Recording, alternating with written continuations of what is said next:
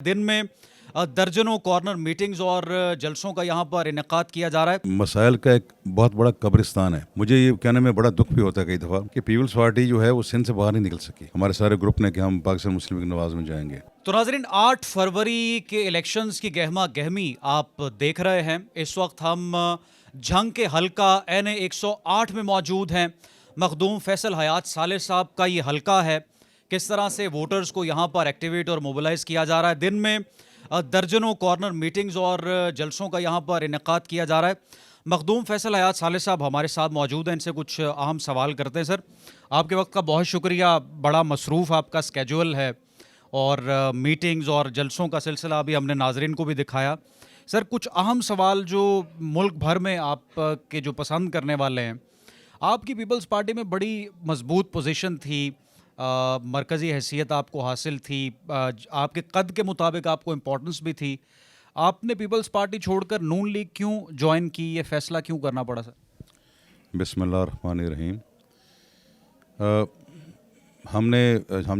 हम सियासी वर्कर जो होते हैं ना जी, जिन्होंने इलेक्शन लड़ना होता है, इलेक्शन हमने अपने हलके से लड़ना है, इलाके से।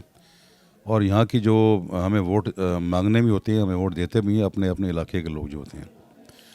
तो ये एक लाजिम चीज़ है हर सियासी वर्कर पे जो इलेक्शन लड़ने के ख्वाहिशमंद हो कि वो अपने हलके के जो अवाम है उनकी राय का पास भी करें, उसका एहतराम भी करें और उसी पे अपने आप को आगे लेकर चलें।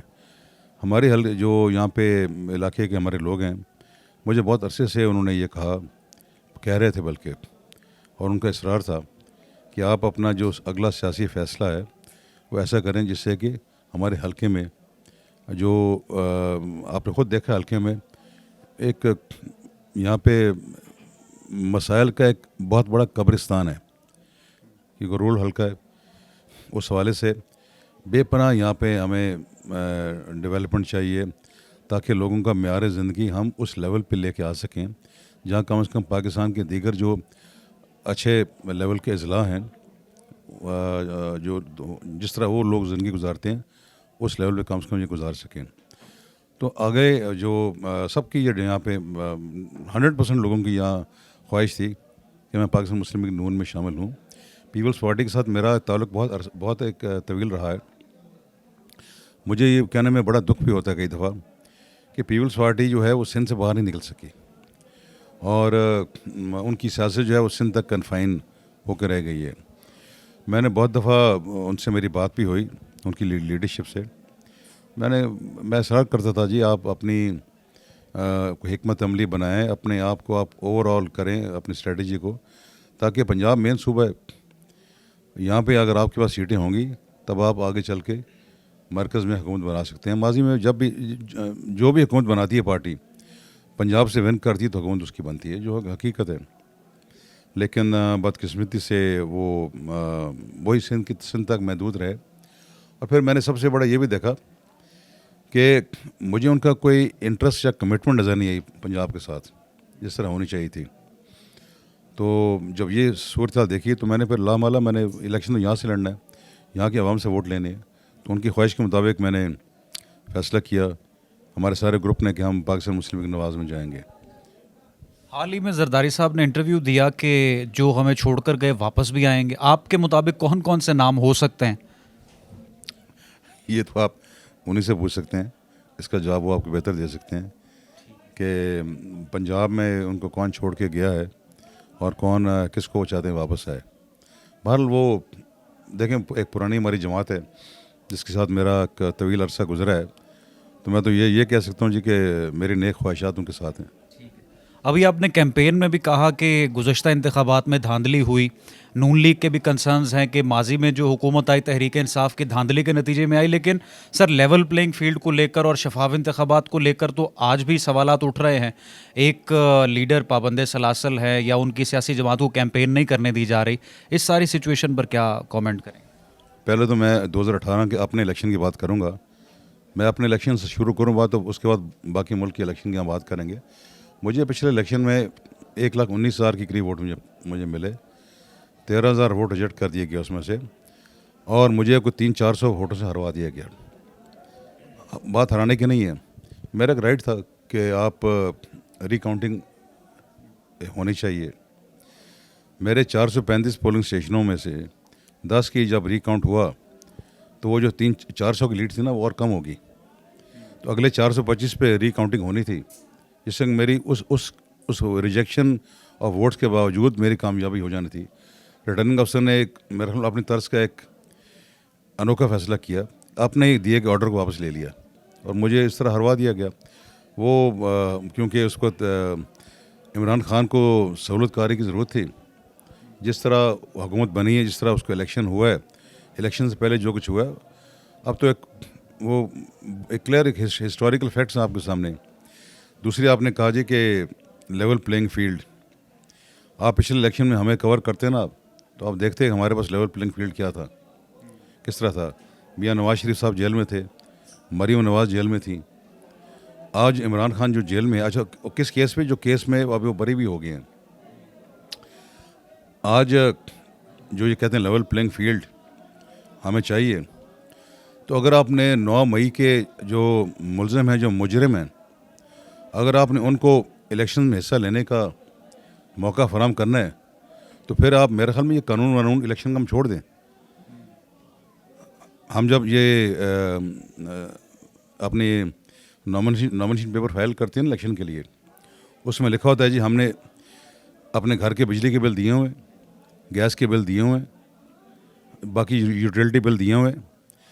डिस्क्वालिफिकेशन हमारी होती है यूटिलिटी बिल्स ना देने पे, और जिन्होंने पाकिस्तान के दौरों में हमला किया है उनको आप चाहते हैं अगर कि वो पाकिस्तान में इलेक्शन में हिस्सा लें, तो फिर मेरे हाल में ये जितनी दहशतगर्द तंजीमें हैं इनको भी छोड़ दें, वो भी आके इलेक्शन में हिस्सा ले लें। कोई कानून नाम की चीज़ तो होनी चाहिए ना। कोई 9 मई के जो मुजरिम हैं, अगर वो कहते हैं जी जो पाकिस्तान की वादानियत और सालमियत के ख़िलाफ़ जिन्होंने खुल्ला महाजराई की है, उनके खिलाफ पूरी कार्रवाई होनी चाहिए। N108 में आपका वोटर तो इंटैक्ट है, लोग आपको पसंद भी करते हैं। आपके जो मद्दे मुकाबिल महबूब सुल्तान साहब है, उनका क्लिप भी वायरल रहा। पीटीआई के वोटर, आप समझते हैं कि इस दफ़ा चूँकि उनके लीडर जेल में हैं, तो जिस तरह से पीटीआई का वोटर मुल्क भर में एक्टिव तो है, आपको कितना बड़ा चैलेंज लग रहा है? ये तो अब 8 फरवरी के दिन ही पता लगेगा कि रिज़ल्ट क्या आता है, लेकिन जो हालात मुझे नज़र आ रहे हैं, मेरा ये मैंने अभी ये तकरीर भी की, उसमें मैंने कहा है मेरा ये 10वां इलेक्शन है अपनी ज़िंदगी का, और मुझे इतना आसान इलेक्शन जो है आज तक मुझे नज़र नहीं आया जितना ये मुझे नज़र आ रहा है। उसकी वजह यही है कि उन्होंने महबूब सुल्तान ने जो वो तो एक देखा ना, एक अब हर एक को मालूम है इस बात का कि वो जाली इलेक्शन था, जाली तौर पे वो एमएनए बनाया गया, उसको हार गया था इलेक्शन वो। अब वो उसके आगे मज़ीद इस बात से प्रूव होता है कि उसने 4 साल जो उनकी हुकूमत रही है, 4.25 साल, उसमें कोई एक काम नहीं किया यहाँ पे हल्के का, और यही वजह है कि आज लोग उसके साथ नहीं खड़े हुए। आज आप पीटीआई की बात करते हैं जी, हमारे यहाँ तो यहाँ पे लोकल ग्रुपिंग्स हमारे अपने वोट्स होते हैं, लोगों की हमारे साथ एफिलेशन, हमारी उनके साथ एफिलेशन होती हैं, क्योंकि हमारा एक सोशल सेटअप हमारे यहाँ इस तरह बना हुआ है। हमारी अपनी लोकल ग्रुपिंग्स यहाँ बनी हुई हैं, और यही वजह है कि हम जो इलेक्शन लड़ते हैं तो हमारी फोकस मेन होता है अपने लोगों के मसाइल, जो लोकल मसाइल जो हमारे हैं उन पे हमारी तवज्जो होती है, क्योंकि उनके हम हल करेंगे तो हम आगे चलने के काबिल होंगे जी।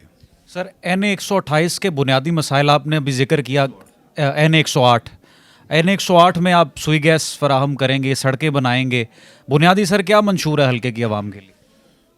बेसिकली तरक्की करनी है बेपनाह। यहाँ पे हमारा जो इंफ्रास्ट्रक्चर है, इंफ्रास्ट्रक्चर से मुराद है हर चीज़, वो बहुत ही नाफीद है। आपको कमिटमेंट वाले लोग चाहिए। तो मैं यहाँ पे इलेक्शन लड़ रहा हूँ, मेरे साथ नवाब फैसल है, जवाना साहब हैं जो एमपीए के इलेक्शन लड़ रहे हैं यहाँ पे, और दूसरी जो एमपीए की सीट एक और है मेरे नीचे, वो APP 125, उससे मैं ख़ुद एमपीए के इलेक्शन भी लड़ रहा हूँ। तो यहाँ पे आप जाके देखें, यहाँ पे ना सड़कें हैं, यहाँ ना कुछ सीवरेज का निज़ाम है, हमारे जो गाँव देहात हैं ना पीने का साफ़ पानी है। तो ये आपको मैंने बुनियादी चीज़ें बताई हैं आपको। इससे आगे चल के आप एजुकेशन हेल्थ के हवाले से आप देखेंगे कुछ भी यहाँ पर सिस्टम नहीं है। इस सब को ओवरऑल करने की ज़रूरत है, और यहाँ पे मैसिव किस्म की हमें फंडिंग की ज़रूरत है, और गवर्नमेंट की फंडिंग की हमें ज़रूरत होगी, जो हमें इंशाल्लाह हमारी हुकूमत इंशाल्लाह बनेगी पाकिस्तान मुस्लिम लीग नवाज़ की, और उससे हमें पूरी हमें यकीन है कि हमारे जो प्रोजेक्ट हैं जो हमने सोचे हुए इस बारे में।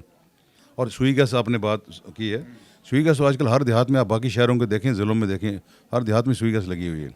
तो हमारे लोग उससे महरूम क्यों रहें? सीवरेज का निज़ाम जो है वो बड़ा इंतहाई ज़रूरी है लोगों की हेल्थ के लिए, वो हमने करवाना है। हेल्थ एजुकेशन है कि एजुकेशन जो है हमारी ज़रूरत है कि हम कॉलेजेस को ज़्यादा से ज़्यादा यहाँ पर डेवलप करें, ताकि बच्चों की तालीम जो है उनका म्यारी बेहतर हो सके और उनके लिए एक्सेस बेहतर हो सके कॉलेजेस के हवाले से। तो ये सारा हमारा बेसिकली हमारा ये मंशूर है कि तरक्की है आवाम की, और आवाम को हमने उनके जो डोर स्टेप्स हैं, उनकी दहलीज़ पे हमने उनको बुनियादी जो फैसिलिटीज़ पहुँचानी है हमने वहाँ पे। सर आखिरी सवाल आपसे करना चाहूँगा, अभी जो लेवल प्लेइंग फील्ड और फ्री एंड फेयर इलेक्शंस के हवाले से कंसर्न्स हैं, आपने उस पर बड़ी जामे गुफ्तगू की, लेकिन अगर सर नताइज इस तरह से आते हैं, जब सुप्रीम कोर्ट से डिसीजन आ गया पीटीआई के ख़िलाफ़ इंट्रा पार्टी इलेक्शंस को लेकर, निशान उनसे छिन गया या मखसूस नशिस्तें उनके हाथ से निकल गई, गवर्नमेंट बनाती है नून लीग और उसके ख़िलाफ़ अगर फिर धरना होता है, एहतजाज होता है और धांधली का इल्ज़ाम लगता है, उसको किस तरह से काउंटर करेंगे? इस हवाले से क्या सर स्ट्रेटजी? मैं देखें, बड़ी वाज़ेह तौर मेरी सोच है उस बारे में कि आपने ये जो इलेक्शन के या पॉलिटिकल पार्टीज एक्ट बनाए हुए हैं, या तो ख़त्म कर दें इसको आप। अगर सिर्फ इसने कागज़ों में रहना है ना, तो ख़त्म कर दें इसको आप। फिर कि पीटीआई ने इलेक्शन आपने करवाया नहीं, या उसमें धांधली हुई है और प्रूव हो चुकी है। आप एक धांधली शुदा इलेक्शन को, अगर इलेक्शन कमीशन ऑफ पाकिस्तान उस पर एक्शन लेके, और एक्शन भी एक एप्लीकेशन पे लिया है जो उनके फाउंडर मेंबर ने दी है, उस पर उन्होंने एक्शन लिया, उनको उसने डीबार कर दिया, और ये उस कानून के मुताबिक हुआ है। या तो एक देख लें कि हम वाकई एक बनाना रिपब्लिक बन जाएं कि कानून जो है सिर्फ किताबों में होंगे, अमल दरामद उस पर नहीं होगा। आगे जो आपने जो बात की है, और ये पीटीआई ने खुद अपने पाँव पे खुद कुल्हाड़ी मारी है, किसी ने उनको कुछ नहीं कहा, कि किसने रोका था उनको कि 3 साल इलेक्शन न करवाएं। जब से उनको ये नोटिस मिल रहे हैं, और 2.5-3 साल उन्होंने इलेक्शन नहीं करवाए, जब करवाए भी तो वो भी उसमें जो उनके अपने लोगों ने एतराज़ उठा दिया। और अगली जो आपने धरने की बात की है दोबारा, तो मेरे ख्याल में अब पीटीआई के और इमरान खान साहब के जो सहूलतकार हैं वो किस्से माजी बन चुके हैं। अब उनको मज़ीद कोई सहूलतकार मिलना नामुमकिन है। वो अशद ज़रूरत में हैं, पहली दफ़ा ज़िंदगी में वो इस पोजीशन में आए, उनकी तो अशद ख्वाहिश भी है, ज़रूरत भी है कि हमें कोई ना कोई सहूलतकार मिल जाए। लेकिन मेरा नहीं ख्याल उनको अब कोई इस किस्म की कोई सहूलतकारी उनको मिलेगी इन द नियर फ्यूचर।